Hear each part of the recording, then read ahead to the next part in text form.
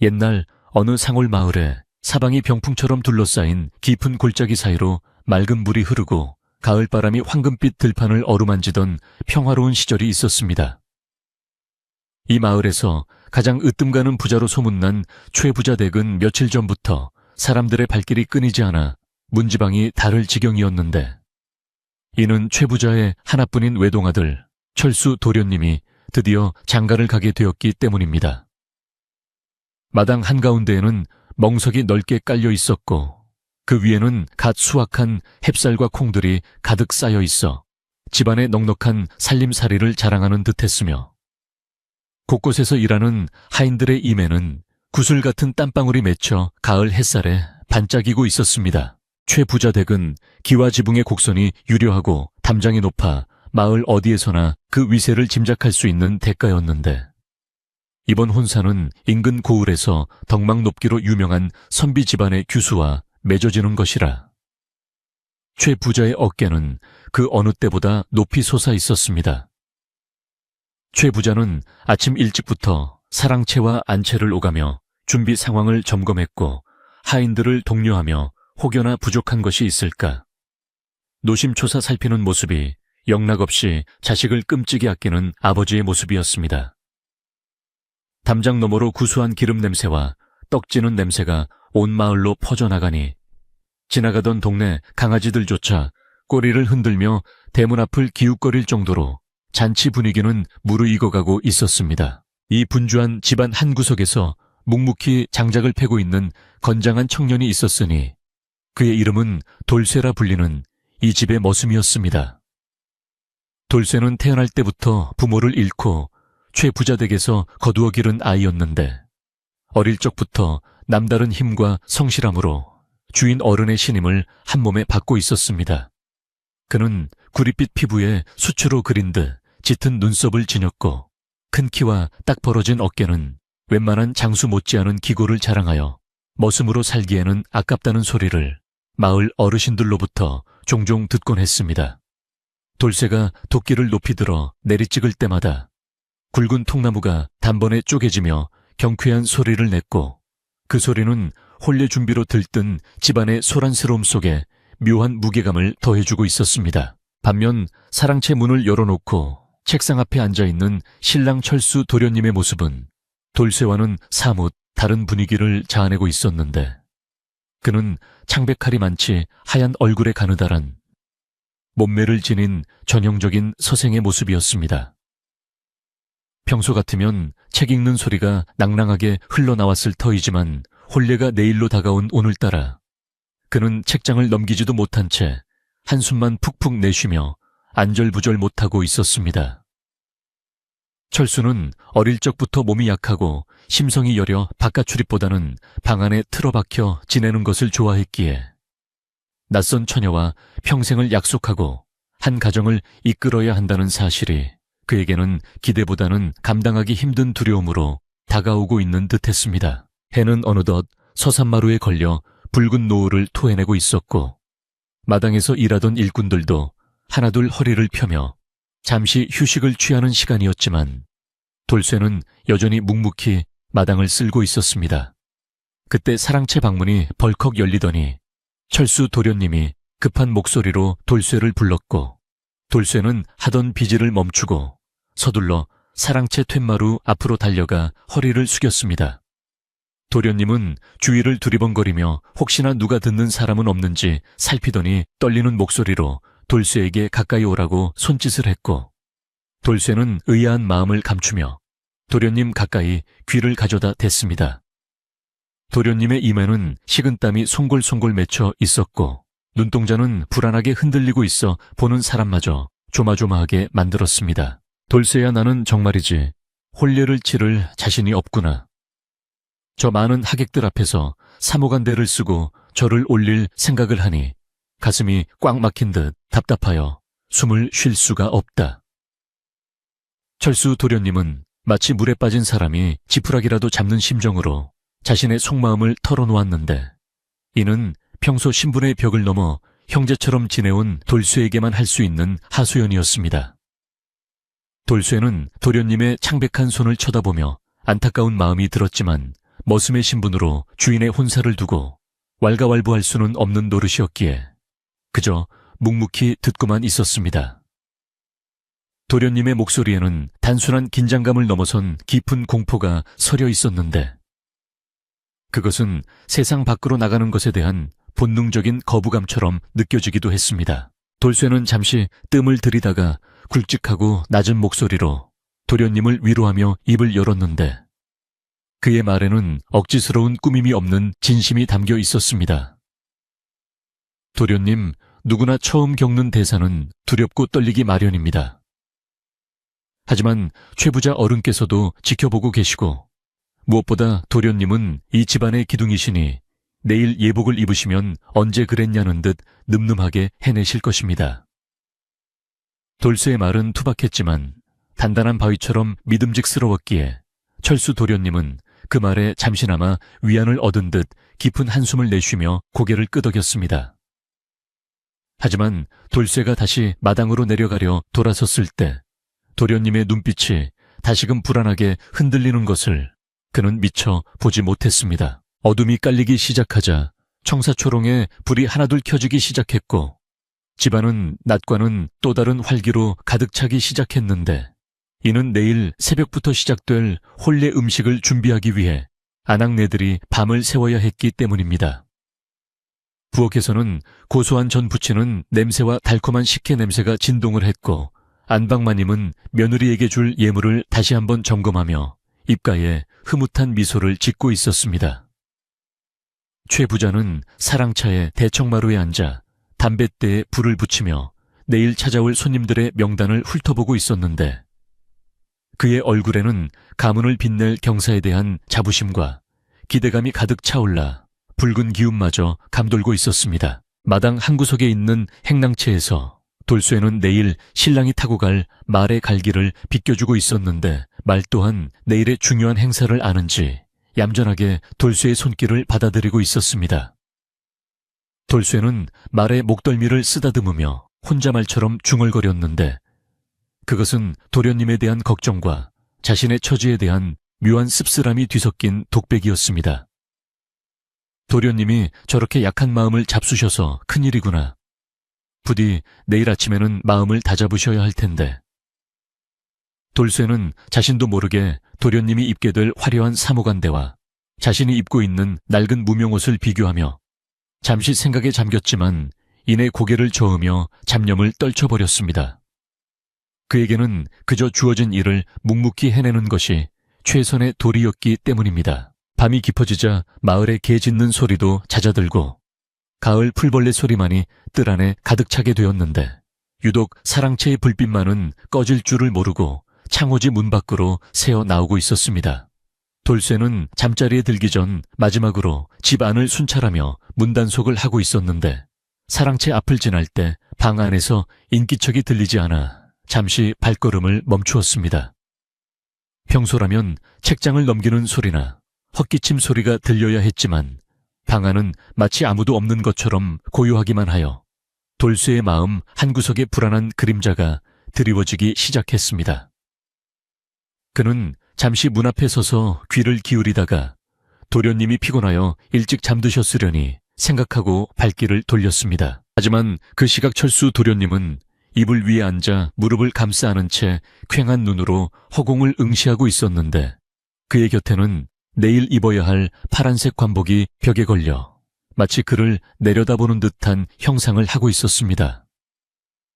관복의 흉배에 수놓아진 학 2마리가 살아서 움직이는 것 같은 착각이 들 정도로 도련님의 신경은 예민해져 있었고 그는 옷을 바라볼 때마다 숨이 턱턱 막혀오는 것을 느꼈습니다. 창호지 문 밖으로 들리는 돌쇠의 발자국 소리가 멀어지자 도련님은 자리에서 일어나 방 안을 서성거리기 시작했는데 그의 발걸음은 마치 갇힌 짐승처럼 불안하고 초조해 보였습니다. 새벽달기 울기 전 가장 어두운 시간이 찾아왔을 때 최부자 댁의 대문은 굳게 닫혀 있었지만 뒷간 옆의 작은 쪽문이 삐걱거리며 아주 조심스럽게 열리는 소리가 났습니다. 돌쇠는 행랑방에서 선잠을 자다가 그 미세한 소리에 눈을 번쩍 떴는데 평소 예민한 감각을 가진 그였기에 밤이슬이 내리는 소리조차 놓치지 않았던 것입니다. 그는 도둑이라도 들었나 싶어 몽둥이를 챙겨 들고 살금살금 밖으로 나갔지만 밖에는 차가운 새벽 공기와 짙은 안개만이 자욱하게 깔려 있을 뿐 움직이는 것은 아무것도 보이지 않았습니다. 돌쇠는 자신이 잘못 들었나 싶어 머리를 긁적이며 다시 방으로 들어가려 했지만 왠지 모를 서늘한 기운이 등골을 스치고 지나갔습니다. 날이 희미하게 밝아오기 시작하자 집안은 다시금 활기를 되찾기 시작했고 부엌에서는 아침밥 짓는 연기가 굴뚝을 타고 모락모락 피어올라 아침 안개와 섞여 몽환적인 풍경을 만들어냈습니다. 하인들은 세수도 하는 둥 마는 둥 서둘러 옷을 챙겨 입고 각자의 위치로 흩어졌으며 마당에는 멍석이 다시 깔리고 손님 맞을 차일이 쳐지는 등 잔치 준비의 마무리가 한창이었습니다. 최 부자는 일찍 일어나 의관을 정제하고 안방마님과 함께 조상님 사당에 먼저 인사를 올린 후 아들이 있는 사랑채로 발걸음을 옮겼습니다. 이제 곧 함을 지고 갈 하인들이 도착할 시간이었기에 신랑을 깨워 준비를 시켜야 했기 때문입니다. 최 부자의 발걸음은 가볍고 힘찼으며 그의 얼굴에는 가문의 대사를 치른다는 엄숙함과 기쁨이 공존하고 있었는데 사랑채 앞에 도착한 그는 헛기침을 크게 한 번 하고는 아들을 불렀습니다. 철수야, 날이 밝았다. 어서 일어나 채비를 하여라. 오늘은 네가 대장부가 되는 날이니 늦장을 부려서는 안 된다. 하지만 방 안에서는 아무런 대답이 없었고 최 부자는 아들이 어제 긴장하여 늦게 잠든 탓에 못 일어나는 것이라 생각하고 껄껄 웃으며 다시 한번 문을 두드렸습니다. 곁에 서 있던 하인 박 영감도 미소를 지으며 도련님이 잠이 많으시다며 거들었지만 반복되는 부름에도 방 안은 쥐 죽은 듯 고요하기만 했습니다. 그때 마당을 쓸고 있던 돌쇠가 빗자루를 쥔 손에 힘을 주며 사랑채 쪽을 바라보았는데 그의 머릿속에는 지난밤 들었던 쪽문의 삐걱거리는 소리가 번개처럼 스치고 지나갔습니다. 불길한 예감이 걷잡을 수 없이 커지자 돌쇠는 하던 일을 멈추고 최 부자 뒤로 조심스럽게 다가갔고 최 부자 역시 이상한 낌새를 눈치챘는지 미소 짓던 얼굴이 서서히 굳어지기 시작했습니다. 최 부자는 더 이상 기다리지 않고 떨리는 손으로 방문 고리를 잡아당겼고 문이 열리며 드러난 방 안의 풍경은 모두의 숨을 멈추게 만들었습니다. 방 안은 정갈하게 정돈되어 있었지만 이불은 걷어차진 채 덩그러니 놓여 있었고 벽에 걸려 있던 관복만이 주인 없는 방을 지키고 있었습니다. 그리고 책상 위에는 하얀 종이 한 장이 놓여 있었는데 붓으로 급하게 쓴 듯 먹물이 튀어 있는 것이 멀리서도 선명하게 보였습니다. 최 부자는 신발도 벗지 않은 채 방으로 뛰어들어가 종이를 집어들었고 내용을 읽어 내려가는 그의 손이 사시나무 떨듯 격렬하게 떨리기 시작했습니다. 그 뒤를 따르던 박 영감과 돌쇠 그리고 몰려든 하인들은 최 부자의 입에서 터져나올 호통을 기다리며 숨소리조차 내지 못하고 얼어붙어 있었습니다. 이 못난 놈이 기어이 일을 저지르고 말았구나. 최 부자의 비명 같은 고함 소리가 아침의 정적을 깨뜨리며 담장을 넘어 울려 퍼졌고 그 소리에 놀란 까치들이 나무에서 후드득 날아올랐습니다.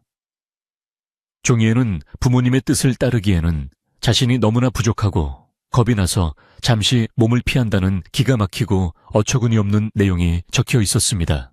안방마님은 소식을 듣고 달려오다가 그 자리에 주저앉아 통곡을 시작했고 축제 분위기였던 집안은 순식간에 초상집처럼 찬물을 끼얹은 듯 싸늘하게 식어버렸습니다. 시간은 야속하게도 계속 흘러해는 점점 높이 솟아오르고 있었고 대문 밖에서는 신부집으로 함을 지고 갈 함지나비들이 도착하여 웅성거리는 소리가 들려오기 시작했습니다. 최 부자는 털썩 주저앉아 망연자실한 표정으로 허공을 응시하고 있었는데 가문의 명예가 땅바닥에 떨어질 위기에 처한 지금 그의 머릿속은 하얗게 비어버려 아무런 생각도 나지 않았습니다. 하인들은 서로 얼굴만 쳐다보며 발을 동동 구르고 있었고 누구 하나 감히 나서서 말을 꺼내지 못하는 상황에서 시간은 자꾸만 흘러가고 있었습니다. 그때 집안의 가장 오래된 어른 하인이자 최 부자의 신복인 박 영감이 무겁게 입을 열었는데 그의 눈길은 마당 한가운데 우두커니 서 있는 돌쇠에게 머물러 있었습니다. 박 영감은 잠시 망설이다가 결심한 듯 최 부자에게 다가가 귓속말로 무언가를 속삭였고 그 말을 들은 최 부자의 눈이 번쩍 뜨이며 돌쇠를 바라보았습니다. 돌쇠는 영문도 모른 채 주인 어른과 박 영감의 시선을 받으며 등줄기에 식은땀이 흐르는 것을 느꼈는데 그것은 단순히 혼날 것이라는 두려움과는 다른 자신의 운명이 송두리째 바뀔지도 모른다는 본능적인 예감이었습니다. 최 부자는 자리에서 벌떡 일어나 돌쇠 앞으로 성큼성큼 걸어왔고 그의 눈에는 절박함과 동시에 광기 어린 결단이 서려 있었습니다. 돌쇠야, 너 이리 좀 가까이 오너라. 최 부자의 목소리는 평소와 다르게 가늘게 떨리고 있었지만 거역할 수 없는 위험이 서려 있었습니다. 돌쇠는 마른 침을 삼키며 최 부자 앞으로 다가갔고 최 부자는 돌쇠의 어깨를 꽉 잡으며 위아래로 훑어보았습니다. 훤칠한 키와 잘생긴 이목구비, 비록 무명옷을 입고 있지만 귀티가 흐르는 돌쇠의 모습은 도망간 아들 철수보다 오히려 신랑감으로 손색이 없어 보였습니다. 여봐라, 당장 사랑채 문을 닫고 아무도 들이지 마라. 그리고 박 영감 자네는 지금 당장 돌쇠를 데리고 방으로 들어가게. 최 부자의 날벼락 같은 명령에 하인들은 혼비백산하여 움직이기 시작했고 돌쇠는 영문도 모른 채 박 영감의 손에 이끌려 사랑채로 들어가게 되었습니다. 방 안에 들어서자 벽에 걸려있던 파란색 관복이 돌쇠의 눈앞에 확 들어왔는데 그것은 마치 돌쇠를 기다리고 있었던 것처럼 위압적인 자태를 뽐내고 있었습니다. 박 영감은 떨리는 손으로 방문을 걸어 잠그고는 돌쇠를 향해 비장한 표정으로 돌아섰습니다. 돌쇠야, 지금부터 내가 하는 말을 잘 들어야 한다. 이것은 우리 최 씨 가문의 명운이 달린 일이고 너의 목숨이 달린 일이기도 하다. 박 영감의 목소리는 낮게 깔려 방 안의 공기를 무겁게 짓눌렀고 돌쇠는 숨조차 크게 쉬지 못한 채 박 영감의 다음 말을 기다렸습니다. 창밖에서는 함진아비들이 신랑이 나오기를 재촉하는 소리가 점점 더 커지고 있었고 그 소리는 마치 돌쇠의 심장을 조여오는 북소리처럼 쿵쿵거리고 있었습니다. 과연 박 영감의 입에서 나올 말은 무엇이며 평생을 머슴으로 살아온 돌쇠에게 닥칠 운명은 무엇일지 사랑채 방 안에는 팽팽한 긴장감만이 감돌고 있었습니다. 돌쇠는 주먹을 꽉 쥐고 자신의 떨리는 손을 진정시키려 애썼지만 닥쳐올 거대한 파도 앞에서 그는 자신이 아주 작은 뗏목처럼 느껴질 뿐이었습니다. 아침 햇살이 창호지 문을 뚫고 들어와 돌쇠의 얼굴을 비추었지만 그의 표정은 여전히 어둠 속에 잠겨 있었습니다. 사랑채 방 안은 바깥의 소란스러움과는 완전히 단절된 채 무거운 침묵만이 감돌고 있었는데 박 영감의 입에서 나온 말은 돌쇠의 귀를 의심하게 만들 만큼 충격적인 것이었습니다. 박 영감은 돌쇠의 두 손을 꼭 잡으며 지금 도망간 철수 도련님을 대신하여 네가 신랑 복장을 하고 혼례를 치러야만 우리 최 부자 댁이 멸문지화를 면할 수 있다고 간곡하게 말했습니다. 돌쇠는 그 말을 듣는 순간 다리에 힘이 풀려 그 자리에 주저앉고 말았는데 이는 단순히 주인의 명을 따르는 차원의 문제가 아니라 양반을 사칭하는 대역죄에 해당하는 일이었기 때문입니다. 그는 고개를 세차게 저으며 그럴 수 없다고 차라리 매를 쳐서 죽여달라고 애원했지만 박 영감의 눈빛은 흔들림 없이 단호하기만 했습니다. 그때 방문이 다시 열리고 최 부자가 들어왔는데 평소 호랑이 같던 주인 어른의 모습은 온데간데 없고 자식을 잃고 가문의 몰락을 앞둔 늙은 아비의 초라한 모습만이 남아 있었습니다. 최 부자는 바닥에 무릎을 꿇고 있는 돌쇠에게 다가와 그의 어깨를 잡으며 눈물을 글썽겼는데 이는 상전이 하인에게 보일 수 있는 태도가 아니었기에 돌쇠는 더욱더 어쩔 줄을 몰라 했습니다. 돌쇠야, 내가 너를 친자식처럼 여기며 키우지 않았더냐. 내 아들 철수가 저리 못나게 도망을 쳤으니 이제 이 집안을 살릴 사람은 오직 너 하나뿐이다. 최 부자의 목소리는 절박함으로 가늘게 떨리고 있었고 그 뜨거운 눈물 한 방울이 돌쇠의 손등 위로 툭 떨어졌습니다. 돌쇠는 자신의 손등에 떨어진 주인 어른의 눈물을 바라보며 가슴 깊은 곳에서 뜨거운 무언가가 치미는 것을 느꼈는데 그것은 평생을 머슴으로 살아오며 느꼈던 서름이 아니라 자신을 거두어준 은혜에 대한 보은의 감정이었습니다. 그는 비천한 신분으로 태어나 굶어 죽을 뻔한 자신을 거두어 먹이고 입혀준 최 부자의 은덕을 떠올렸고 지금 이 위기에서 자신이 등을 돌린다면 이 집안은 세상의 조롱거리가 되어 무너질 것이 뻔해 보였습니다. 돌쇠는 입술을 꽉 깨물어 피가 맺힐 정도로 굳은 결심을 한 뒤 천천히 고개를 들어 최 부자의 눈을 똑바로 바라보며 떨리는 목소리로 말했습니다. 어르신, 제가 부족하나마 이 댁의 은혜를 갚겠습니다. 다만 일이 잘못되면 제 목숨 하나로 갚게 해주십시오. 돌쇠의 수락이 떨어지자마자 방안은 긴박하게 돌아가기 시작했는데 박 영감은 미리 준비해둔 데이아에 물을 받아와 돌쇠에게 세수하고 몸을 닦으라고 재촉했습니다.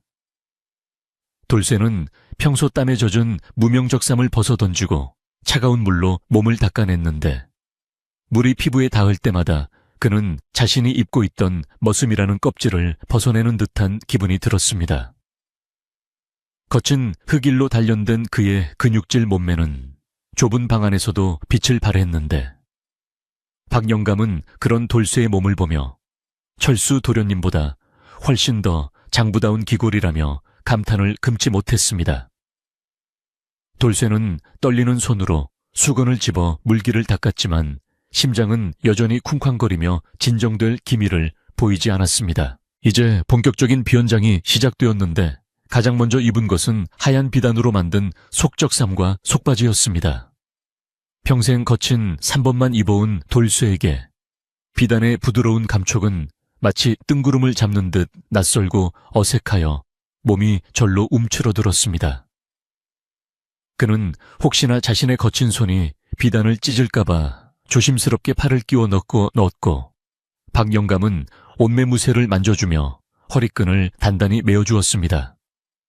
속옷만 갖춰 입었을 뿐인데도 돌쇠의 분위기는 사뭇 달라져 보였고 거울 속에 비친 자신의 모습을 훔쳐본 돌쇠는 그 낯선 사내가 누구인지 잠시 멍하니 바라볼 수밖에 없었습니다. 이어서 최 부자가 직접 도련님이 입을 예정이었던 짙은 청색 관복을 들고 왔는데 그 옷에서는 은은한 향내가 풍겨나와 방 안가득 퍼졌습니다. 돌쇠가 양팔을 벌리고 서자 최 부자와 박 영감이 양옆에서 옷을 입혀주었는데 두툼한 관복이 어깨에 얹혀지자 돌쇠는 마치 천근 만근의 무거운 갑옷을 입은 듯한 압박감을 느꼈습니다. 관복의 품은 돌쇠의 넓은 어깨에 딱 맞아떨어졌고 허리에 두른 각대는 그의 늠름한 허리 라인을 강조해주어 마치 처음부터 이 옷이 돌쇠를 위해 만들어진 것처럼 완벽한 조화를 이루었습니다. 옷을 다 입힌 최 부자는 잠시 말을 잃고 돌쇠를 바라보았는데 그 눈빛에는 도망간 아들에 대한 원망과 눈앞에 선 가짜 아들에 대한 묘한 대견함이 교차하고 있었습니다. 마지막으로 박 영감이 검은색 사모를 조심스럽게 돌쇠의 머리에 씌워주었는데 사모끈을 턱 밑에서 단단히 묶자 변장은 완벽하게 마무리되었습니다. 사모를 쓴 돌쇠의 얼굴은 짙은 눈썹과 오뚝한 코가 더욱 돋보여 영락없는 명문가의 귀공자 자태를 뽐내고 있었습니다. 최 부자는 탄성을 내지르며 누가 보아도 내 아들 철수보다 더 훌륭한 신랑감이로다. 하늘이 우리를 돕는 게야 라고 말하며 안도의 한숨을 내쉬었습니다.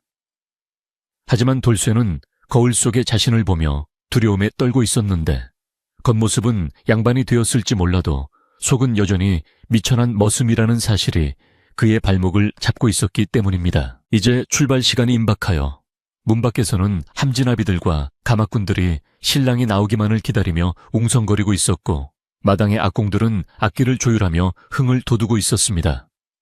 박 영감은 돌쇠에게 다급하게 주의사항을 일러주기 시작했는데 그 내용은 절대 입을 열지 말라는 것이 가장 중요시하냐 했습니다.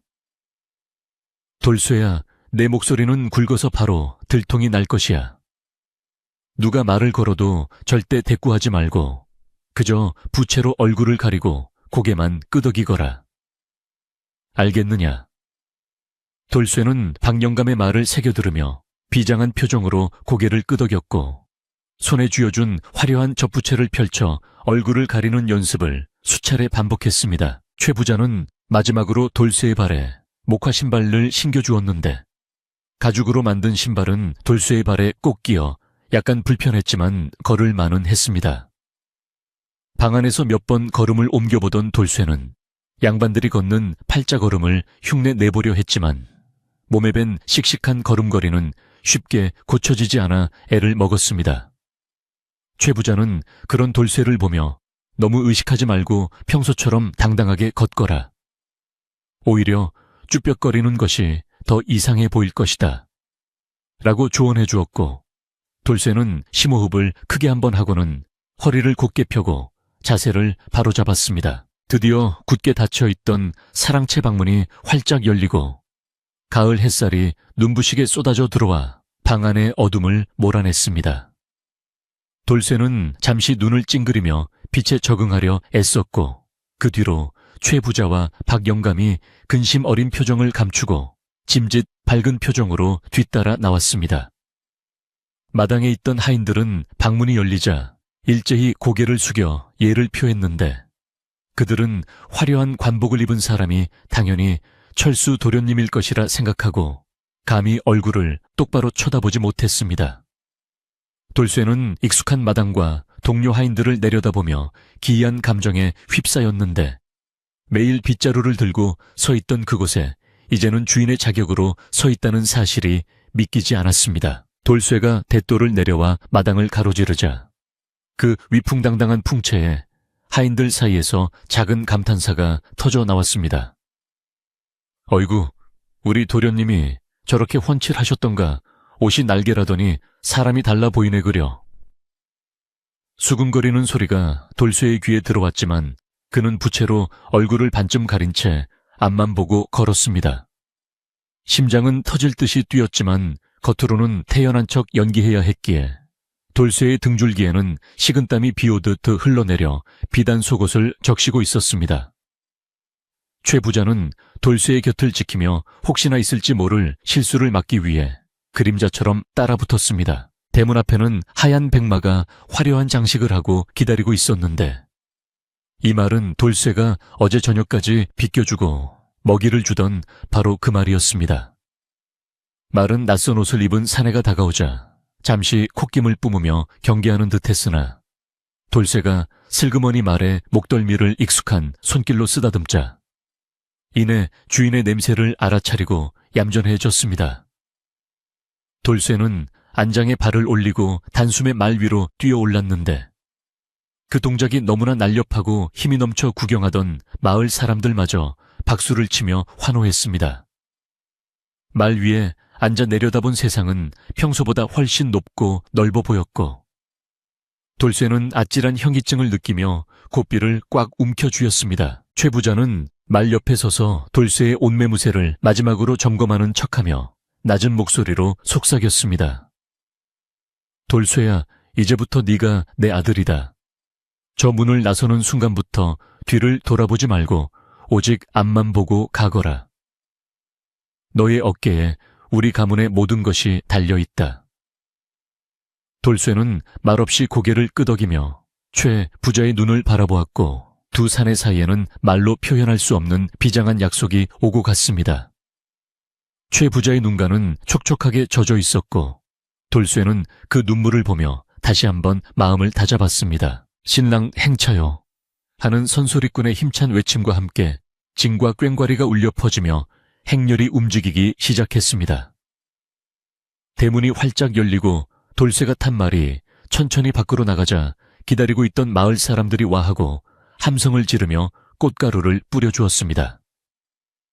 돌쇠는 수많은 사람들의 시선이 자신에게 꽂히는 것을 느끼며 숨이 막힐 것 같았지만 부채 뒤에 숨은 눈동자만은 흔들리지 않으려 애썼습니다.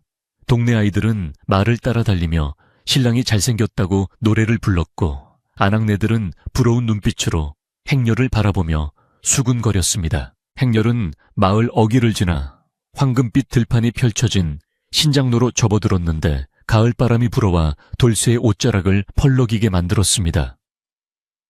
말 위에서 흔들릴 때마다 사모가 벗겨질까봐 조마조마했고 혹시나 아는 사람이라도 만나 정체가 탄로 날까봐 신경이 곤두서 있었습니다. 돌쇠의 눈앞에는 익숙한 마을 풍경이 스쳐 지나갔지만 오늘따라 그 모든 것이 낯설고 비현실적으로 느껴졌습니다. 논에서 일하던 농부들이 허리를 펴고 신랑 행렬을 향해 고개를 숙였는데 돌쇠는 그들 중 몇몇이 자신과 막걸리를 나누어 마시던 친구들이라는 것을 알아보고 황급히 고개를 돌려야 했습니다. 마을을 벗어나 고개를 하나 넘자 인적이 드물어지고 산길이 나타났는데 그제야 돌쇠는 막고 있던 숨을 조금 내쉴 수 있었습니다. 뒤를 따르는 하인들은 신랑이 너무 말이 없고 점잠만 뺀다고 수군거렸지만 박영감이 눈치를 주며 입단속을 시키고 있었습니다. 돌쇠는 말의 리듬에 몸을 맡기며 앞으로 닥쳐올 일들을 걱정하기 시작했는데 신부집 대문 앞에서의 신랑이 대례청에서의 절차 그리고 첫날 밤까지 산 너머 산이라는 말이 딱 어울리는 상황이었습니다. 그는 머릿속으로 박영감이 가르쳐준 절하는 법을 끊임없이 되뇌며 실수를 하지 않으려 안간힘을 썼습니다. 산길을 가는 도중 까마귀 한 마리가 머리 위를 깍깍 울며 지나갔는데 돌쇠는 그것이 불길한 징조는 아닐까 하여 가슴이 철렁 내려앉았습니다. 하지만 그는 이내 고개를 저으며 미신을 떨쳐버리려 노력했고 자신을 믿어준 최부자의 얼굴을 떠올리며 용기를 냈습니다. 행렬은 굽이굽이 산길을 돌아 어느덧 신부 마을이 내려다 보이는 고갯마루에 도착했는데 저 멀리 신부집에 기와 지붕이 보이자 돌쇠의 심장은 다시금 요동치기 시작했습니다. 저곳에 가면 정말로 돌이킬 수 없는 강을 건너게 된다는 사실이 현실로 다가왔기 때문입니다. 함진아비들은 고갯마루에서 잠시 쉬어가자고 제안했고 돌쇠는 말에서 내려 다리가 풀리지 않게 조심하며 바위에 걸터 앉았습니다. 박영감이 다가와 물병을 건네주며 도련님 목을 좀 축이시지요 라고 깍듯하게 존대했는데 하인들이 보는 앞이라 연기를 하는 것이었지만 돌쇠는 그 말이 낯간지러워 얼굴이 붉어졌습니다. 그는 물을 마시는 척하며 부채로 얼굴을 가리고 박영감에게 박영감 저들이 눈치채지는 않았소 라고 아주 작게 물었고 박영감은 걱정 마십시오. 등잔 밑이 어둡다고 아무도 상상조차 못하고 있습니다. 라며 돌쇠를 안심시켰습니다. 다시 행렬이 출발하고 신부 마을 어귀에 다다르자 마을 청년들이 길을 막아서며 신랑을 시험하려 들 기세로 몽둥이를 들고 장난을 치기 시작했습니다. 이는 혼례 때 을에 있는 풍습이었지만 가짜 신랑인 돌쇠에게는 더할 나위 없는 위기의 순간이었습니다. 청년들 중 우두머리 격인 사내가 앞으로 나와 말고삐를 잡으며 어이 신랑 이 고개를 넘어가려면 우리에게 막걸리 값이라도 내놓아야 하지 않겠소. 아니면 글 한 수 읊어보시던가 라며 짓궂게 시비를 걸어왔습니다. 그를 모르는 돌쇠에게 그를 읊으라니 이는 그야말로 진퇴양난의 상황이었습니다. 돌쇠는 당황하여 식은땀을 흘렸지만 순간적인 기지를 발휘하여 말배를 발로 살짝 찼습니다. 말이 갑작스러운 신호에 놀라 앞발을 들고 히히힝 울며 펄쩍 뛰자 고삐를 잡고 있던 청년은 기겁을 하며 뒤로 나자빠졌습니다. 돌쇠는 그 틈을 타 위험이 있는 목소리로 짧게 호통을 쳤는데 양반의 말투는 아니었으나 기백이 넘쳐 흘렀습니다. 길을 비켜라. 대사가 급하다. 그 목소리가 어찌나 우렁차고 힘이 있던지 장난치던 청년들은 기에 눌려 슬금슬금 길을 터주었고 이를 지켜보던 박영감은 안도의 한숨을 내쉬며 가슴을 쓸어내렸습니다. 소동을 뒤로하고 신부집 대문이 눈앞에 나타나자 대문 안은 이미 하객들로 인산인해를 이루고 있었습니다. 돌쇠는 이제 정말 피할 곳이 없다는 것을 깨달았고 운명에 몸을 맡기기로 했습니다. 대문이 활짝 열리며 신랑 들어오시오 하는 소리가 들리자 돌쇠는 말고삐를 놓고 당당하게 그러나 속으로는 사시나무 떨듯 떨며 그 안으로 발걸음을 옮겼습니다. 수백 개의 눈동자가 자신을 향해 쏟아지는 그 순간 돌쇠는 자신이 누구인지조차 잊어버릴 만큼의 현기증을 느끼며 하얀 광목천이 깔린 마당으로 들어섰습니다. 신부집 대문턱을 넘어서는 순간 세상의 모든 소리가 일순간 멈춘 듯한 적막이 돌쇠의 귓가를 스치고 지나갔는데 이는 극도의 긴장감 속에서 느껴지는 착각이었습니다. 마당에 깔린 하얀 광목천은 마치 그가 건너야 할 살얼음판처럼 보였고 그 길 양옆으로 늘어선 하객들의 시선은 따가운 화살이 되어 그의 온몸을 찌르는 듯 했습니다. 돌쇠는 박영감이 일러준 대로 부채로 얼굴을 살짝 가린 채 시선을 바닥에 고정한 채 한 발 한 발 조심스럽게 내디뎠습니다. 그의 발끝에 닿는 땅의 감촉은 평소 밟던 흙길과는 달리 구름 위를 걷는 듯 푹신하면서도 아득하여 자칫 중심을 잃고 쓰러질까봐 온 신경을 발바닥에 집중해야 했습니다. 신부집은 인근에서 소문난 명문가답게 그 규모와 차림새가 예사롭지 않았는데 처마 밑에는 색색의 천이 바람에 나부끼고 있었고 곳곳에 놓인 화분에서는 국화 향기가 진하게 풍겨나와 가을의 정취를 더하고 있었습니다. 마당 한가운데에는 화려한 병풍이 둘러쳐져 있었고 그 앞에는 대례상이 차려져 있었는데 상 위에는 붉은 대추와 밤 그리고 청홍실이 감긴 닭 2마리가 얌전하게 앉아있어 혼례에 엄숙함을 더해주고 있었습니다. 돌쇠는 그 화려한 풍경 속에서 자신이 마치 남의 옷을 훔쳐 입은 광대처럼 느껴져 쥐구멍이라도 있으면 숨고 싶은 심정이었습니다. 먼저 기러기를 드리는 전할례를 치르기 위해 돌쇠는 신부의 아버지, 즉 장인어른이 될 분 앞으로 다가갔습니다. 신부 아버지는 꼿꼿한 자세로 대청마루에 앉아 있었는데 하얀 수염을 길게 늘어뜨린 모습이 범접할 수 없는 위엄을 풍기고 있었습니다. 돌쇠는 함진아비가 건네주는 나무 기러기를 받아들었는데 투박한 손으로 조각된 기러기를 잡는 순간 손이 미세하게 떨리는 것을 느꼈습니다. 그는 숨을 꾹 참고 기러기를 상 위에 올려놓은 뒤 큰절을 올리기 위해 무릎을 꿇었습니다.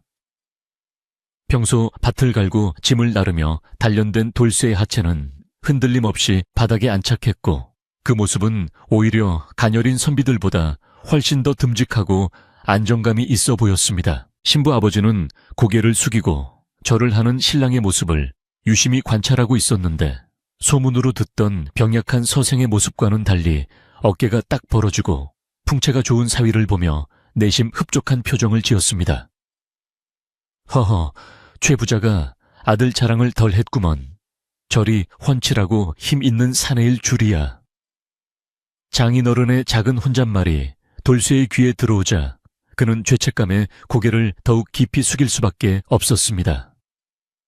거짓으로 얻은 칭찬은 달콤하기는커녕 쓰디쓴 독약처럼 그의 가슴을 후벼 팠고 이 순간이 빨리 지나가기만을 간절히 빌었습니다. 전할례가 끝나고 돌쇠는 대례청으로 자리를 옮겨 섰는데 이제 곧 신부를 마주해야 한다는 생각에 심장이 터질 듯이 요동쳤습니다. 맞은편에서 수모 신부 시중드는 사람들의 부축을 받으며 신부가 천천히 걸어오고 있었는데 연지곤지를 찍고 화려한 화롯을 입은 신부의 모습은 마치 하늘에서 내려온 선녀처럼 눈부셨습니다. 신부는 부끄러운지 아니면 긴장 탓인지 고개를 푹 숙이고 있었고 앞을 가린 한삼 자락 뒤로 하얗고 가녀린 손만이 살짝 보였습니다.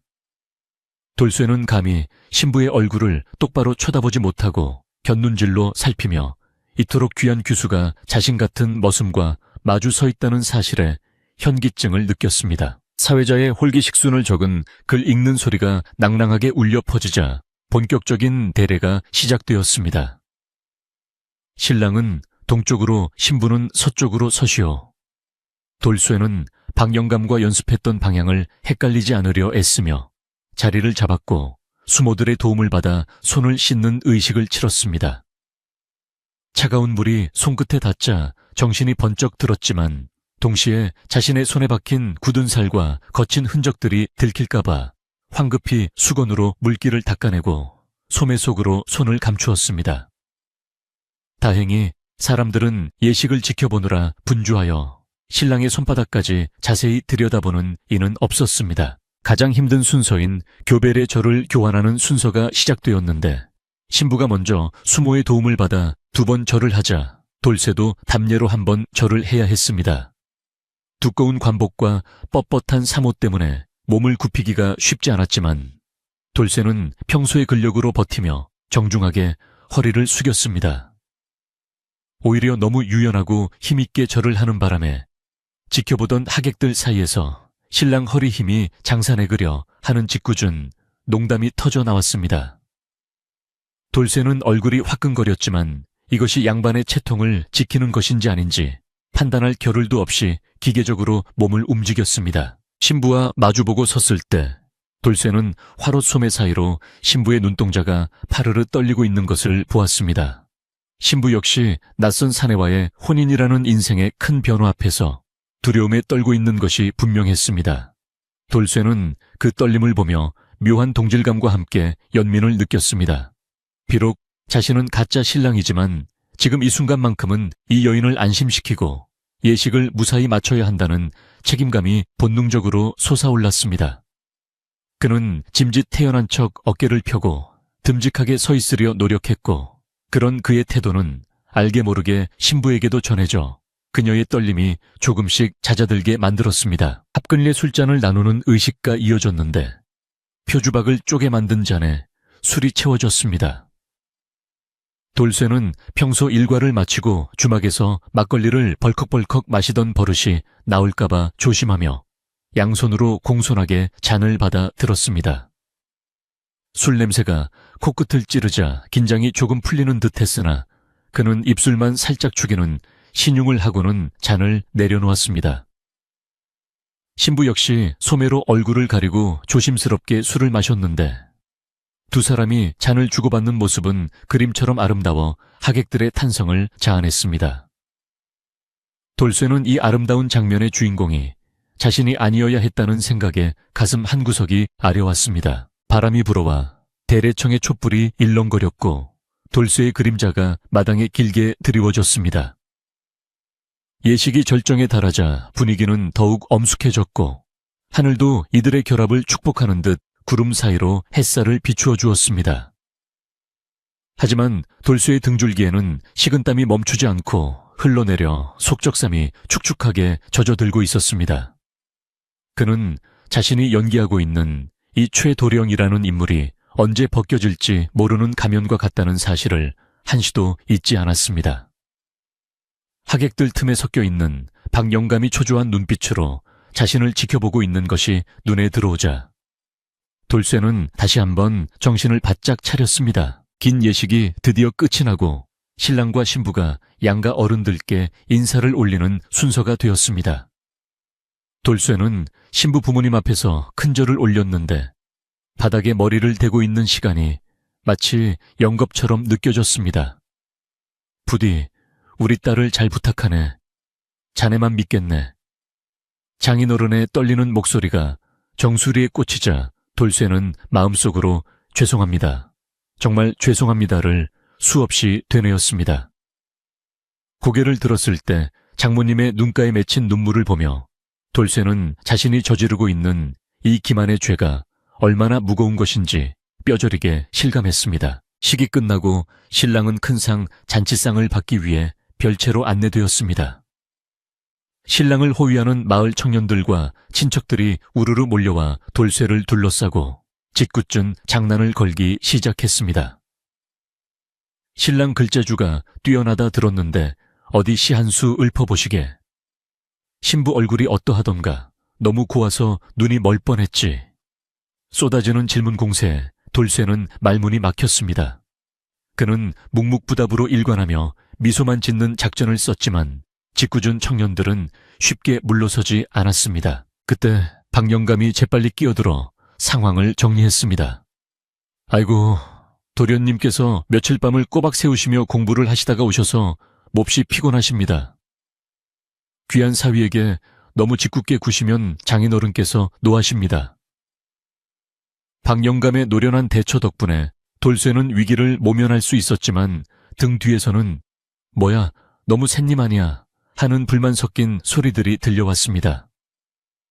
돌쇠는 안도의 한숨을 내쉬며 방 안으로 들어갔지만 방 안에는 산의 진미가 가득 차려진 상이 그를 기다리고 있어 또 다른 고문을 예고하고 있었습니다. 상 위에는 떡이며 과일 고기 산적들이 산처럼 쌓여 있었지만 돌쇠는 물 한 모금 넘기기가 힘들었습니다. 젓가락을 드는 손이 투박하여 음식을 집다가 떨어뜨리기라도 할까봐 조심스러웠고 무엇보다 거짓으로 받는 대접이 가시방석처럼 불편했기 때문입니다. 그는 젓가락으로 음식을 깨작거리며 시간을 보냈고 문 밖에서 자신을 감시하고 있을 박 영감을 생각하며 자세를 흐트리지 않으려 애썼습니다. 방 안의 공기는 무겁게 가라앉아 있었고 벽에 걸린 족자 속에 산수화마저 돌쇠를 비웃는 듯해 보였습니다. 시간이 흘러 날이 저물기 시작하자 잔치 분위기는 더욱 무르익어 마당에서는 풍악 소리가 요란하게 울려 퍼지고 사람들의 웃음소리가 담장을 넘나들었습니다. 하지만 돌쇠가 있는 방은 세상과 단절된 섬처럼 고요했습니다. 그는 창호지 문에 비친 사람들의 그림자를 바라보며 진짜 도련님인 철수는 지금 어디서 무엇을 하고 있을지 궁금해졌습니다. 따뜻한 방구석에서 배불리 먹고 있을지 아니면 산속을 헤매며 추위에 떨고 있을지 어떤 상상을 해도 마음이 편치 않았습니다. 그때 방문 밖에서 헛기침 소리가 들리더니 장인어른이 들어왔습니다. 돌쇠는 화들짝 놀라 자리에서 일어나려 했지만 장인어른은 손사래를 치며 앉으라고 권했습니다. 장인어른은 술병을 들고 와 돌쇠의 잔에 술을 따르며 나직하게 물었습니다. 자네 손을 보니 펜대만 굴린 손이 아니더군. 굳은 살이 제법이야. 돌쇠의 심장이 덜컥 내려앉았습니다. 들킨 것인가 그는 침을 꿀꺽 삼키며 눈동자를 굴렸습니다. 하지만 장인어른은 이내 호탕하게 웃으며 말을 이었습니다. 요즘 젊은 선비들은 나약해서 붙들 힘도 없다는데 자네는 무예도 겸비한 모양이지. 내 딸을 지켜줄 힘이 있어 보여 아주 든든하네. 돌쇠는 안도감과 함께 밀려오는 부끄러움에 얼굴을 붉혔습니다. 머슴일 때 생긴 영광의 상처들이 오해를 받아 칭찬의 대상이 되다니 세상 일이란 참으로 알 수 없는 것이었습니다. 그는 겨우 입을 열어 과찬의 말씀이십니다. 그저 몸을 쓰는 것을 게을리하지 않았을 뿐입니다. 라고 짧게 답했습니다. 최대한 목소리를 깔고 점잔을 뺀 말투였지만 장인어른은 그 투박함마저도 사내 대장부의 겸손함으로 받아들이는 눈치였습니다. 장인어른이 나가고 난 뒤 돌쇠는 긴장이 풀려 바닥에 주저앉고 말았습니다. 밤이 깊어지자 신방으로 들어갈 시간이 다가왔습니다. 이것이야말로 돌쇠에게 닥친 가장 큰 시련이었습니다. 혼례 의식은 어떻게든 흉내 낼 수 있었지만 첫날 밤을 치르는 것은 도리에 어긋나도 한참 어긋나는 일이었기 때문입니다. 그는 박 영감을 불러낼 수도 없는 상황에서 홀로 고민에 빠졌습니다. 도망칠까 아니면 이실직고하고 용서를 빌까 하지만 지금 사실을 밝혔다가는 최 부자댁뿐만 아니라 신부 집안까지 발칵 뒤집힐 것이 뻔했습니다. 이러지도 저러지도 못하는 사이 수모가 와서 신방으로 안내하겠다는 말을 전했습니다. 돌쇠는 도살장에 끌려가는 소처럼 무거운 발걸음을 옮겨 신방으로 향했습니다. 신방 앞에는 신발들이 가지런히 놓여 있었고 방 안에서는 은은한 촛불빛이 새어 나오고 있었습니다. 문고리를 잡은 돌쇠의 손은 땀으로 미끄러울 지경이었습니다.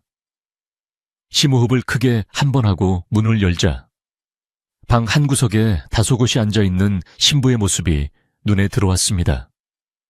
그녀는 아직 족두리를 벗지 않은 채 고개를 숙이고 있었고 그 모습이 너무나 정갈하고 고귀하여 돌쇠는 감히 방 안으로 발을 들여놓기조차 저어되었습니다. 방에 들어선 돌쇠는 문을 닫고 문가에 엉거주춤 서 있었습니다. 침묵이 흐르는 방 안에는 촛불 타는 소리와 두 사람의 숨소리만이 들려왔습니다. 신부가 용기를 낸 듯 아주 작은 목소리로 서방님 이쪽으로 오시지요 라고 말했습니다. 그 목소리는 옥굿을 굴러가듯 맑고 고와서 돌쇠의 가슴을 울렸습니다. 돌쇠는 쭈뼛거리며 신부 맞은편에 앉았지만 눈을 어디에 두어야 할지 몰라 방바닥만 뚫어져라 쳐다보았습니다. 그는 마음속으로 굳은 결심을 했습니다. 나는 오늘 밤 이 여인의 털끝 하나 건드리지 않으리라.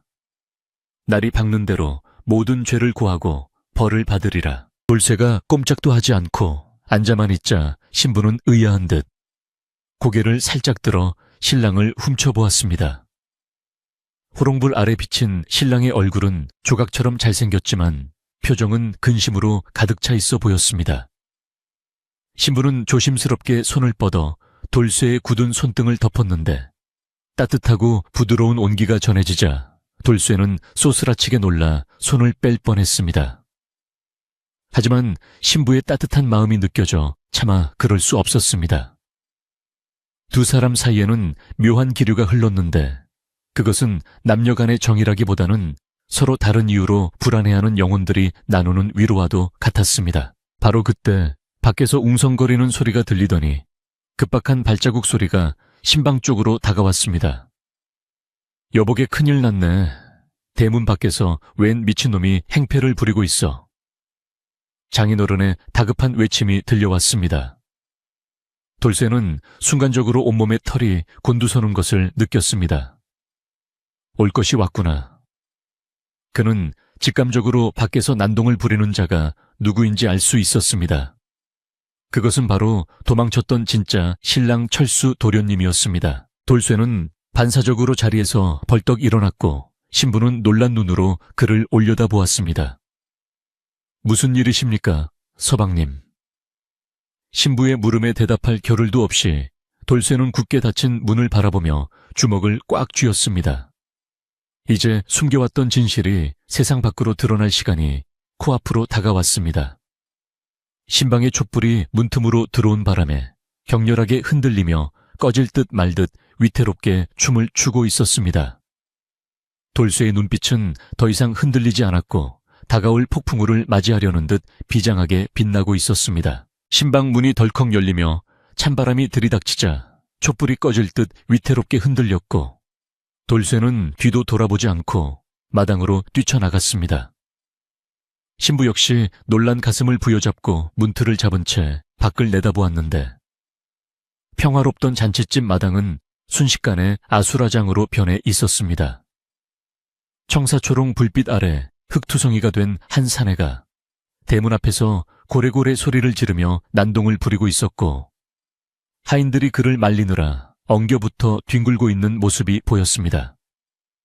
그 사내는 머리는 산발을 하고 옷은 찢어져 거짓골이나 다름없었지만 그 목소리만큼은 돌쇠에게 너무나 익숙한 바로 철수 도련님의 것이었습니다. 이놈들아, 내가 바로 최부자댁 외동아들 철수다. 감히 주인도 못 알아보고 문전박대를 하느냐.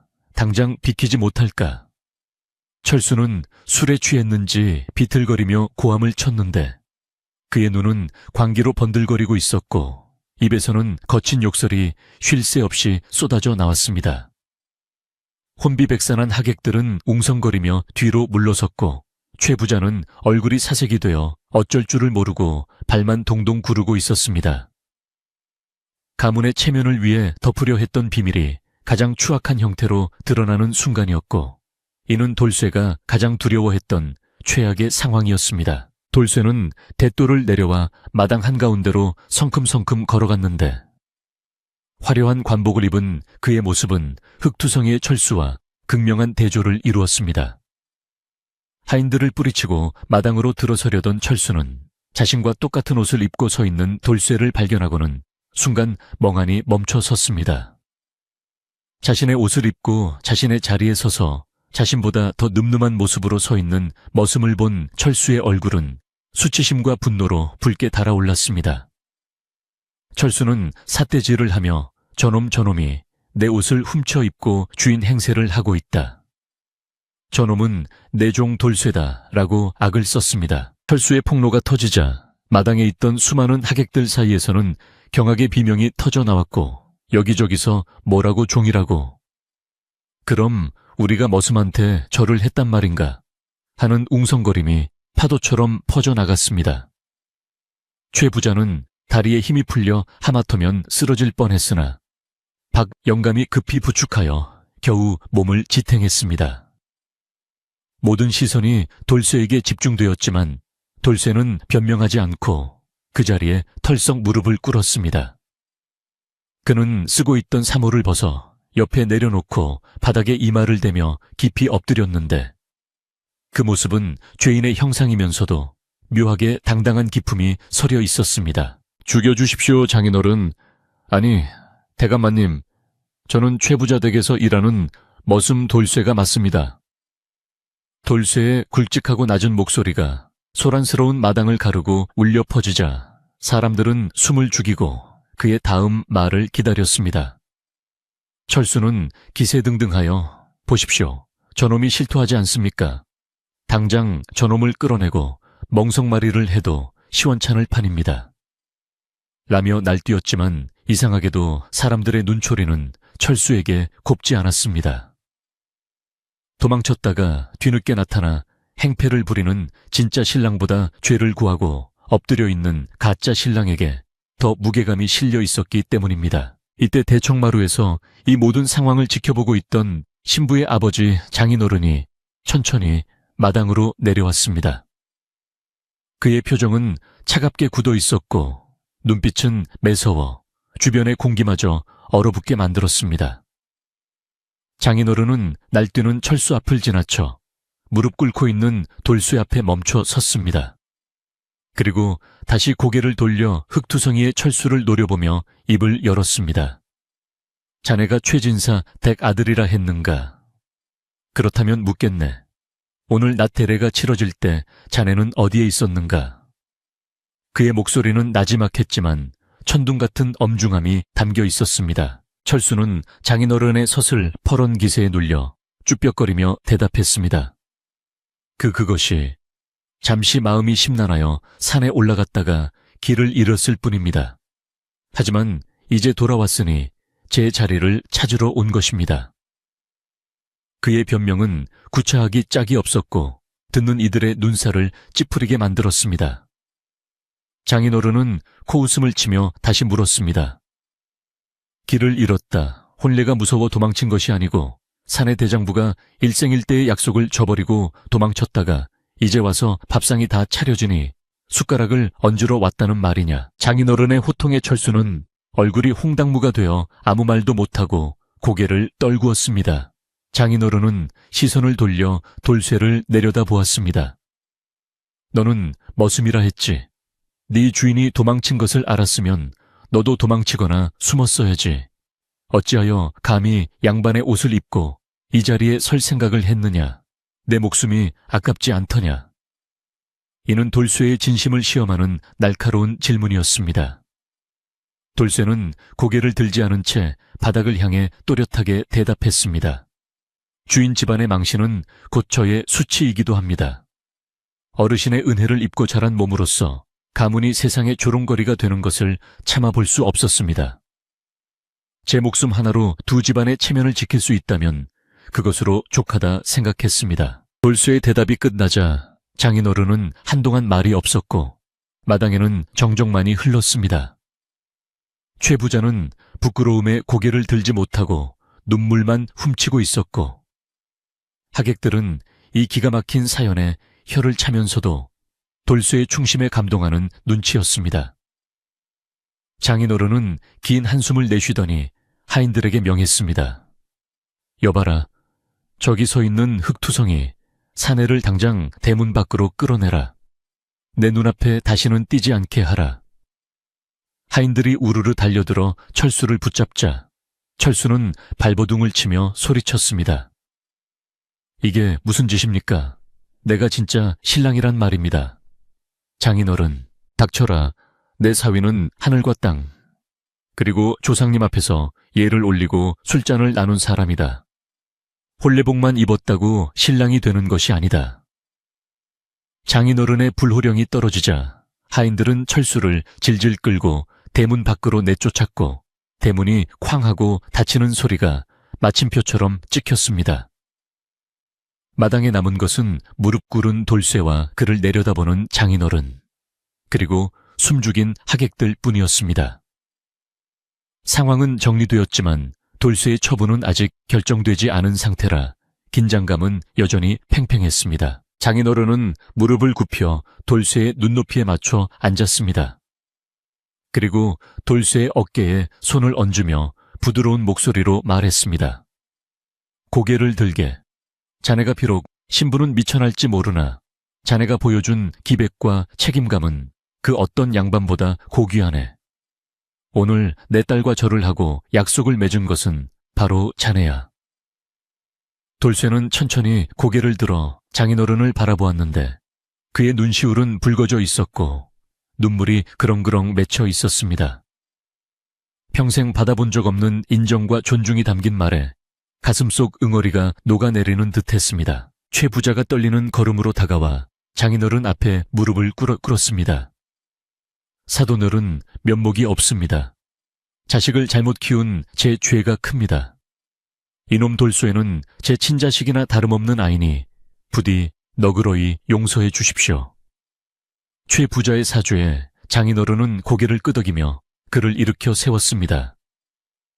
최 진사 자네가 자식 농사는 망쳤을지 몰라도 사람 농사는 아주 잘 지었구먼. 이런 충직한 사람이 곁에 있다는 것은 천군만마를 얻은 것과 같네. 두 어른의 대화가 오가자 하객들 사이에서도 안도의 한숨과 함께 박수가 터져 나오기 시작했습니다. 소란이 가라앉자 장인어른은 돌쇠에게 다시 사모를 씌워주며 말했습니다. 밤이 깊었네. 신부가 방에서 기다리고 있을 터이니 어서 들어가 보게. 오늘은 자네가 이 집의 귀한 사위일세. 돌쇠는 믿기지 않는 현실에 어안이 벙벙했지만 장인어른의 따뜻한 미소에 용기를 얻어 다시 자리에서 일어났습니다. 그의 다리는 여전히 후들거렸지만 발걸음은 아까보다 훨씬 가볍고 단단해져 있었습니다. 하객들은 새 신랑 이번에는 진짜로 잘해보게 하며 농담 섞인 응원을 보냈고 험악했던 분위기는 다시금 훈훈한 잔칫집 분위기로 돌아왔습니다. 돌쇠가 다시 신방 문을 열고 들어갔을 때 신부는 여전히 그 자리에 앉아 그를 기다리고 있었습니다. 밖에서의 소동을 다 들었을 텐데도 그녀는 동요하지 않고 오히려 더 차분한 눈빛으로 돌쇠를 맞이했습니다. 돌쇠가 문을 닫고 들어오자 신부는 조용히 일어나 그에게 절을 올렸습니다. 서방님 고생 많으셨습니다. 밖에서 하신 말씀을 다 들었습니다. 신분보다 더 귀한 것은 사람의 됨됨이라 배웠습니다. 신부의 지혜롭고 따뜻한 말에 돌쇠는 울컥하여 아무 말도 할 수 없었습니다. 두 사람은 촛불 아래 마주 앉았고 이제야 비로소 서로를 꾸밈없는 모습으로 바라볼 수 있게 되었습니다. 돌쇠는 더 이상 양반 흉내를 낼 필요가 없었고 신부 역시 가문의 배경이 아닌 눈앞의 사내를 있는 그대로 받아들였습니다. 저는 글도 모르고 가진 것도 없는 머슴입니다. 낭자께서 실망하실까 두렵습니다. 돌쇠가 솔직하게 고백하자 신부는 미소를 지으며 대답했습니다. 글은 배우면 되고 재물은 함께 모으면 됩니다. 하지만 도망치지 않는 용기와 신뢰는 배운다고 생기는 것이 아닙니다. 밤은 더욱 깊어갔고 마당의 소음도 잦아들어 풀벌레 소리만이 은은하게 들려왔습니다.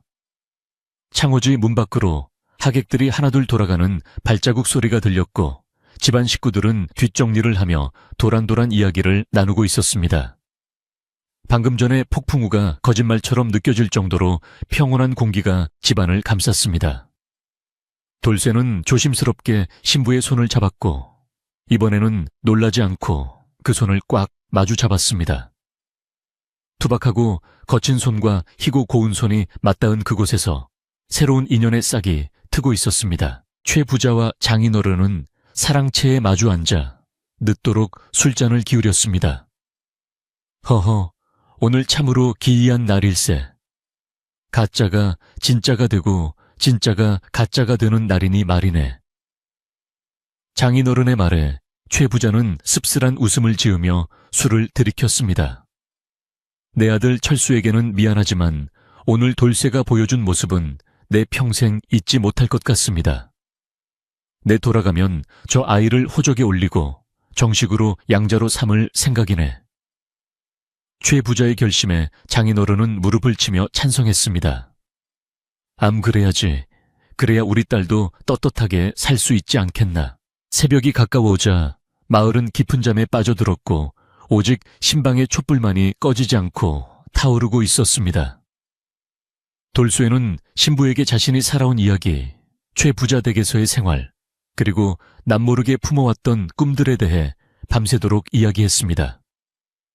신부는 눈을 반짝이며 그의 이야기를 들어주었고 때로는 맞장구를 치며 웃어주었습니다. 두 사람 사이에는 신분의 벽도 거짓말도 없는 진실한 소통만이 흐르고 있었고 그것은 그 어떤 화려한 혼례식보다 더 아름다운 풍경이었습니다. 이튿날 아침 해가 떠오르자 마당은 깨끗하게 치워져 있었고 어제의 소라는 마치 한바탕 꿈이었던 것처럼 흔적도 없이 사라졌습니다. 돌쇠는 일찍 일어나 마당을 쓸려다가 자신이 입고 있는 하얀 비단옷을 보고 멈칫했습니다. 그는 이제 빗자루를 든 머슴이 아니라 이 집안의 사위로서 새로운 아침을 맞이한 것입니다. 방문을 열고 나온 신부가 수줍게 웃으며 서방님 새 숨을 떠놓았습니다. 라고 말하자 돌쇠는 쑥스러운 듯 머리를 긁적이며 환하게 웃었습니다. 하인들은 돌쇠를 보며 어떻게 불러야 할지 몰라 우물쭈물했지만 박영감이 나서서 이제부터는 서방님이라고 불러야지 이 사람들아 하며 교통정리를 해주었습니다. 돌쇠는 하인들에게 정중하게 고개를 숙이며 나를 예전처럼 대해주게. 옷이 바뀌었다고 사람이 바뀌는 것은 아니니 라고 말해 모두를 감동시켰습니다. 그는 비단옷을 입었지만 여전히 겸손하고 성실한 돌쇠 그대로였고 그 모습이 오히려 그를 더욱 빛나게 만들었습니다. 최 부자댁과 신부 집안은 이 기묘한 혼사를 하늘이 맺어준 인연으로 받아들이고 앞으로의 날들을 축복하기로 했습니다. 도망쳤던 철수는 먼 친척집으로 보내져 혹독한 수양을 쌓게 될 운명에 처해졌지만 이는 그가 자초한 일이니 누구를 탓할 수도 없었습니다. 마을 사람들은 돌쇠의 이야기를 입에서 입으로 전하며 역시 사람은 겉모습보다 속이 꽉 차야 한다는 교훈을 나누었습니다. 그렇게 폭풍 같았던 하루가 지나고 돌쇠와 신부 앞에는 따스한 햇살이 비추는 새로운 길이 열려 있었습니다. 본래의 소동이 지나가고 난 뒤 최 부자댁에는 평소와는 다른 차분하고도 따스한 공기가 감돌기 시작했는데 이는 계절이 가을에서 겨울로 넘어가는 길목의 서늘함과는 대조적인 훈훈함이었습니다. 마을을 떠들썩하게 했던 가짜 신랑 사건은 사람들의 입을 타고 멀리 퍼져나갔지만 그 이야기의 끝은 언제나 돌쇠의 우직한 충심과 최 부자의 과감한 결단에 대한 칭송으로 마무리되었습니다. 아침이면 서리가 하얗게 내려앉은 마당을 가로지르는 돌쇠의 발걸음은 예전처럼 분주했지만 이제 그는 빗자루 대신 장부를 옆에 끼고 집안의 살림을 살피는 어엿한 바깥주인의 모습이었습니다. 하인들은 처음에는 돌쇠를 어떻게 대해야 할지 몰라 쭈뼛거렸으나 권위를 내세우지 않고 먼저 다가와 아랫사람의 고충을 헤아려주는 그의 태도에 진심으로 고개를 숙이게 되었습니다. 최 부자는 약속대로 돌쇠를 호적에 입적시키고 정식으로 양자로 받아들였는데 이를 위해 관에 문서를 올리고 일가 친척들을 불러 모아 공표하는 자리를 마련했습니다. 그 자리에서 최 부자는 피는 섞이지 않았으나 마음이 섞였으니 이 아이야말로 진정한 내 자식이다 라고 선언하며 돌쇠에게 최달수라는 새로운 이름을 지어주었습니다. 돌쇠, 아니 이제는 달수 도련님이 된 그는 눈물을 흘리며 양아버지에게 큰절을 올렸고 친척들도 처음에는 반대하려 했으나 듬직하고 예의 바른 그의 모습을 보고는 하나둘씩 마음을 열고 축하의 술잔을 건넸습니다. 도망쳤던 철수는 먼 친척이 사는 강원도 상월로 보내져 직접 나무를 하고 밭을 갈며 세상의 매운맛을 배우고 있다는 소식이 간간히 들려왔습니다. 가장 큰 변화는 사랑채의 밤 풍경이었는데 예전에는 불이 꺼져 있거나 한숨 소리만 들리던 그곳에서 이제는 낭랑한 글 읽는 소리가 밤늦도록 흘러나왔습니다. 달수는 늦은 나이에 글을 배우기 시작했는데 그의 스승은 다름 아닌 지혜롭고 현명한 그의 아내였습니다. 아내는 남편이 부끄러워하지 않도록 격려하며 천자문부터 시작해 소학에 이르기까지 차근차근 가르쳐 주었습니다. 서방님은 머리가 총명하시어 하나를 가르치면 열을 아십니다.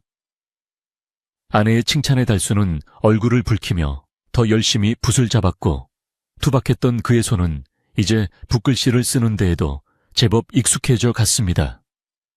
두 그림자가 문풍지에 나란히 비치는 모습은 집안 사람들에게 더할 나위 없는 평화로움을 선사했습니다. 겨울이 깊어지자 한방눈이 소복소복 내려 온 세상을 하얗게 덮었는데 최 부자 댁의 굴뚝에서는 연기가 끊이지 않고 피어올랐습니다.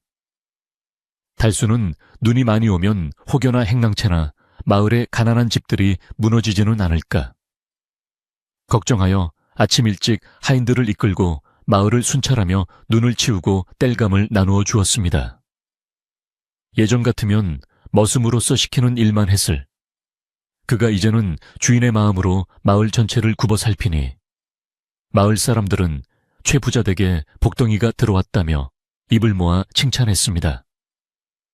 달수가 지나는 길마다 사람들은 따뜻한 찐 고구마나 식혜를 건네주며 감사의 마음을 전했고 그럴 때마다 달수는 허리를 굽혀 정중하게 인사하며 겸손함을 잃지 않았습니다. 달수는 또한 농사일에 대해서도 누구보다 해박한 지식을 가지고 있었기에 내년 농사를 계획하는 데 있어서도 최 부자에게 큰 도움을 주었습니다. 그는 책상 물림으로 배운 지식이 아니라 직접 흙을 만지며 체득한 경험을 바탕으로 어느 땅에 무엇을 심어야 잘 자라는지, 물기를 어떻게 터야 가뭄을 피할 수 있는지를 정확하게 짚어냈습니다. 최 부자는 아들의 해안에 감탄하며 곳간 열쇠와 농사장부를 모두 그에게 맡겼고 달수는 그 믿음에 보답하기 위해 밤낮으로 고민하며 집안 살림을 불려나갔습니다. 하인들도 자신들의 힘든 점을 누구보다 잘 아는 새 주인이 합리적으로 일을 배분해주니 불평 한마디 없이 신명나게 일을 했습니다. 어느 날 밤 아내와 마주 앉아 차를 마시던 달수는 조심스럽게 속마음을 털어놓았는데 그것은 자신의 출신에 대한 여전한 콤플렉스였습니다. 부인, 나는 가끔 이것이 꿈이 아닐까 두렵소. 눈을 뜨면 다시 행랑채의 머슴으로 돌아가 있을 것만 같아 잠들기가 무섭소. 아내는 달수의 거친 손을 꼭 잡으며 부드럽게 말했습니다. 서방님, 사람이 귀하고 천한 것은 입고 있는 옷이나 잠자는 방이 아니라 그 사람의 마음과 행동에 달려 있습니다. 서방님은 이미 그 누구보다 귀한 분이십니다.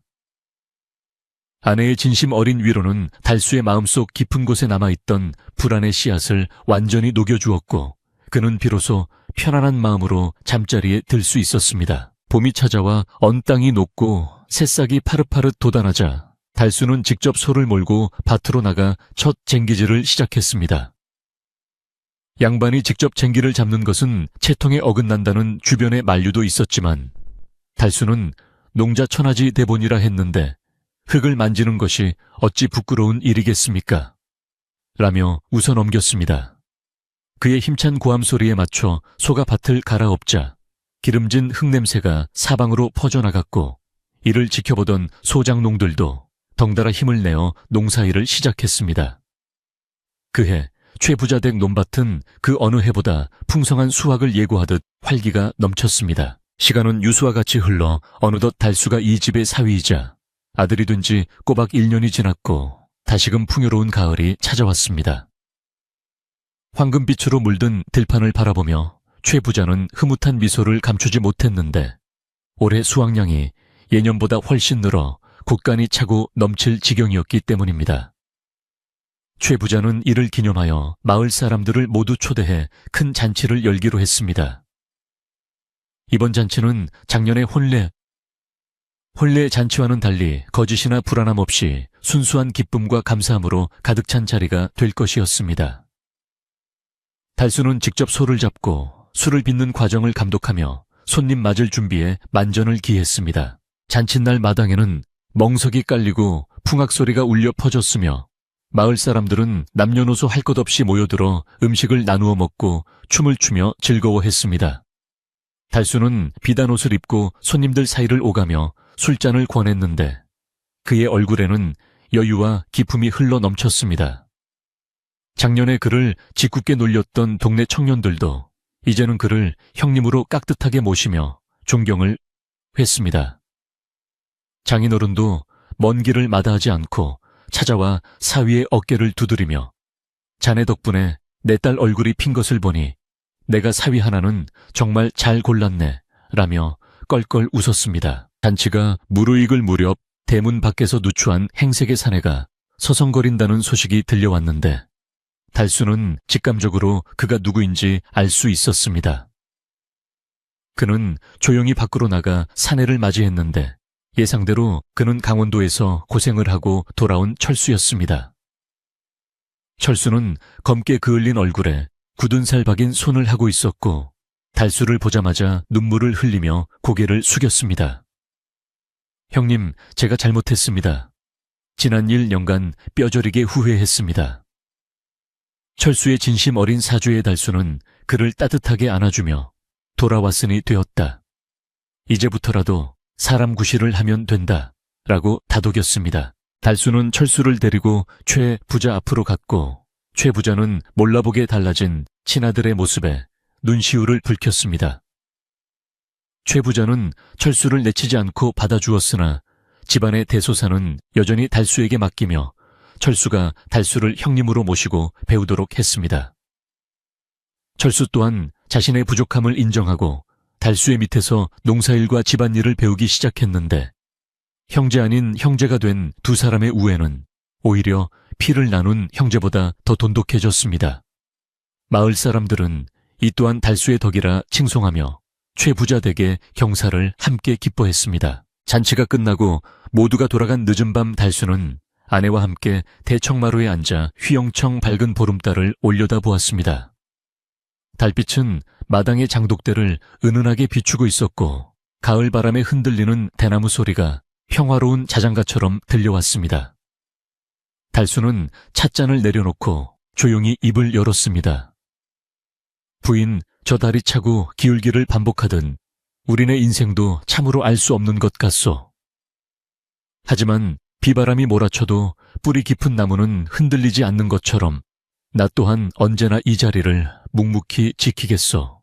아내는 달수의 어깨에 머리를 기대며 나지막이 대답했습니다. 서방님은 이미 저희에게 큰 나무와 같은 분이십니다. 서방님이 계시기에 이 집안이 평안하고 제가 행복할 수 있습니다. 두 사람의 그림자는 달빛 아래 하나로 포개졌고 밤벌레 소리만이 두 사람의 대화를 엿듣는 듯 고요하게 울렸습니다. 지난날의 위기와 불안은 이제 추억이라는 이름으로 가슴 한구석에 묻히고 앞날에 대한 희망과 믿음만이 그 자리를 채우고 있었습니다. 방으로 들어온 달수는 잠자리에 들기 전 벽에 걸린 자신의 옛 무명옷을 잠시 바라보았습니다. 비록 지금은 비단 옷을 입고 있지만 그는 자신이 흘렸던 땀과 눈물의 의미를 결코 잊지 않겠다고 다시 한번 다짐했습니다. 그는 이불 속에 누워 옆에서 새근거리며 잠든 아내의 얼굴을 바라보다가 스르르 감기는 눈꺼풀의 무게를 이기지 못하고 깊은 잠에 빠져들었습니다. 그의 꿈속에서는 황금빛 들판이 끝없이 펼쳐져 있었고 그 길 위를 당당하게 걸어가는 자신의 모습이 보였습니다. 최 부자 댁의 밤은 그렇게 깊어갔습니다. 바람은 잦아들고 달빛은 더욱 부드럽게 온 세상을 감싸 안았습니다. 내일 아침 해가 뜨면 달수는 또다시 일찍 일어나 마당을 거닐며 가족과 마을의 평안을 살필 것입니다. 어쩌면 인생이란 예기치 않은 폭풍우 속에서도 묵묵히 자신의 길을 걷는 자에게 주어지는 선물 같은 것인지도 모릅니다. 오늘 밤 착한 마음으로 하루를 살아낸 당신에게도 달수와 같은 따뜻하고 평화로운 축복이 깃들기를 바랍니다. 예시 이야기 속에 담긴 정겨움과 따스함이 당신의 귓가에 머물러 편안하고 깊은 잠을 청하실 수 있기를 소망합니다. 산골 마을의 맑은 바람 소리와 함께 이제 촛불을 끄고 꿈나라로 떠날 시간입니다. 안녕히 주무십시오.